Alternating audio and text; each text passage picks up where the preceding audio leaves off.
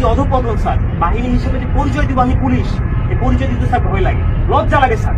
একটা বাহিনীর ফোর্স হয়ে যে আমি নিজে পরিচয় দিব, আমার নিজের লজ্জা লাগে।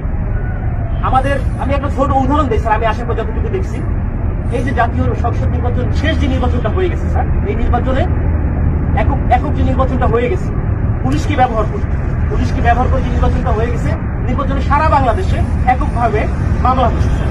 কিছু মামলা গায়েবী মামলা, যে মামলাগুলো ভিত্তি নাই, এই মামলাগুলো আমাদেরকে দিয়ে করাইছে।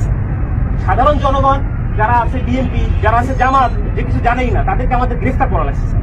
জনগণের মধ্যে আমাদের যে শত্রুতা দৈরাত্য সৃষ্টি হয়েছে স্যার, এই সাম্প্রতিক সময়ে একটা বিষয় থেকে আমাদেরকে নির্দেশনা দিচ্ছে যে এলাকায় কোনো বিএনপি জামাত থাকতে পারবে না, এলাকায় কোনো অন্য ভিন্ন ধর্মাবলম্বী কোনো কিছু থাকতে পারবে না।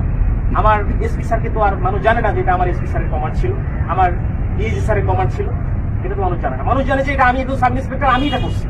সন্তোষ নামে একজন সাব ইন্সপেক্টরকে